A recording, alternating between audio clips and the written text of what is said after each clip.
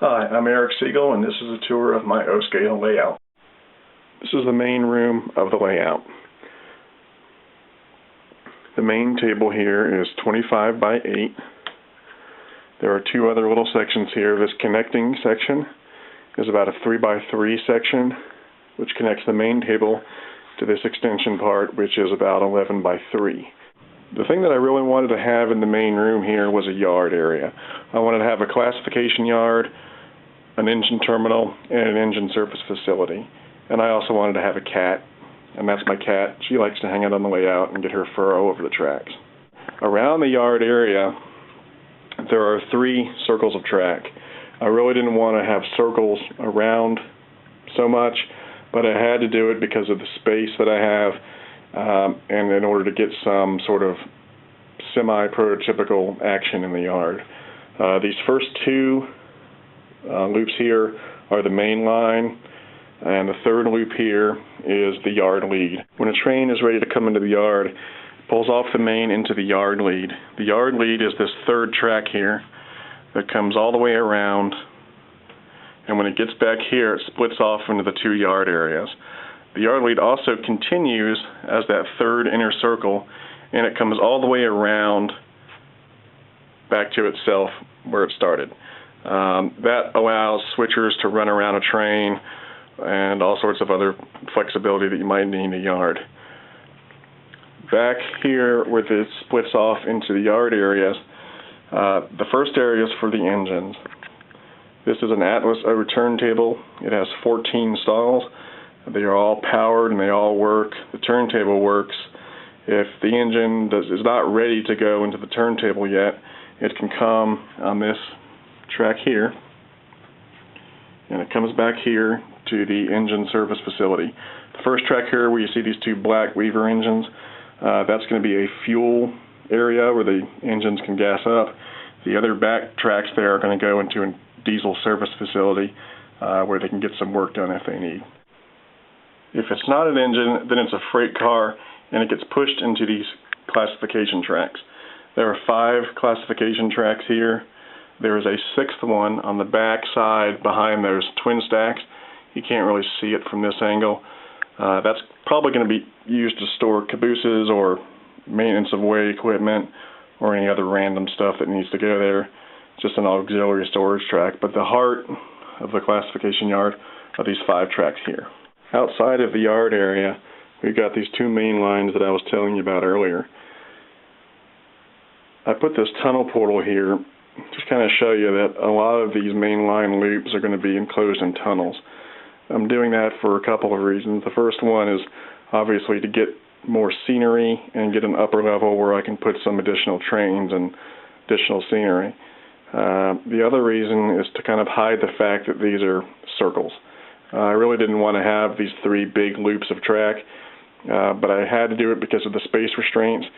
So putting them in tunnels in certain portions will kind of take away from that and give the effect of a longer train ride around the layout and give the effect of the train actually going somewhere. Once the main line leaves the yard area, you can see I've got a Y set up here.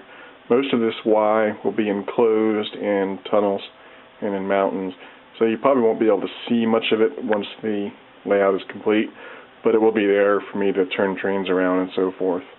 After the Y, the line splits off to the left and the right here.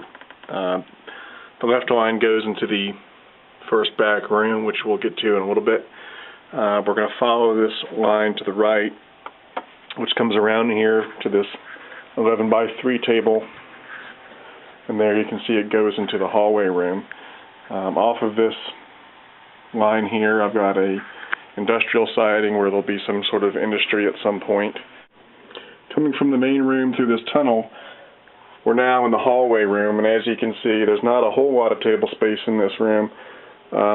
This hallway basically just serves as a junction point to connect the other areas of the layout, but there is a little room for scenery in here. On this table here, I'm going to put an abandoned line and maybe an old abandoned mill or factory of some sort, and some other interesting scenery.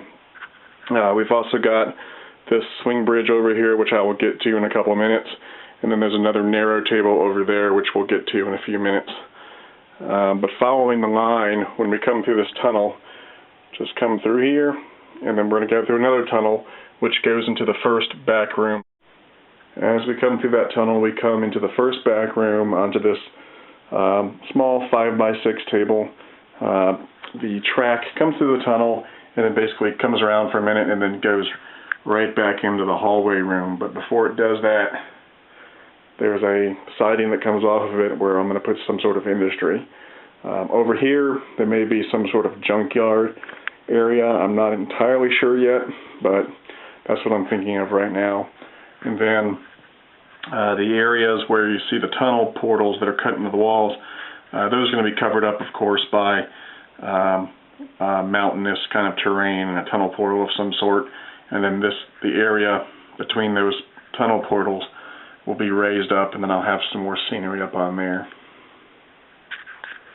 And the track comes through here and goes back, coming through that tunnel, and I've got a little tunnel portal set up here to kind of give you an idea of what it will sort of look like. The train comes through and goes over this swing bridge that I've installed here. And this bridge takes the train into the second back room. Coming through the tunnel from the swing bridge, we come into the second back room. This is going to be a Rocky Mountain themed room with some Rocky Mountain backdrops. On this industrial siding over here, there's going to be a Coors brewery where I'm going to have the Silver Bullet train operating and some of the neat Coors hoppers that MTH has been putting out. After the industrial siding there, we've got the train coming around here until it comes to this spur here. This line is going to become an elevated line that's going to go all the way into that first back room, and when it finally comes out, it'll come out in the main room as an elevated line that will go on top of the current line that's in the main room. After that spur breaks off from this line, we come back here where the tracks come together again, and we come through this hallway room again on this really narrow table. This table is just not much to look at, but it will connect these two back rooms.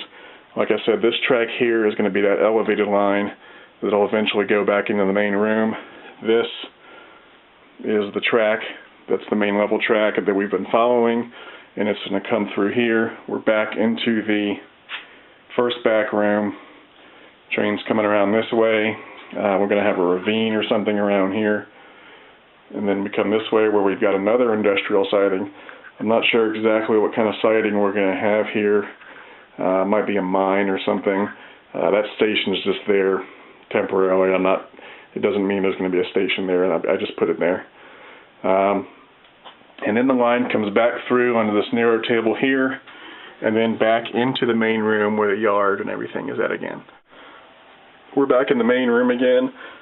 This is the area where that elevated line is going to come through just above where the bottom line goes in. The elevated line is going to come out here, and then it's going to ride around at about a foot off the table and do some sort of a dog bone sort of track pattern that'll take it around this main table. You may have noticed this little area here. This is a temporary workshop that I've got set up. It's not going to be here when the layout's done. And I've also got the power and control system for the layout right there. Those will move later. I'll get back to the power systems in a minute. This whole depressed area where I've got the workshop will eventually be incorporated into the layout and will be a low-lying valley sort of area.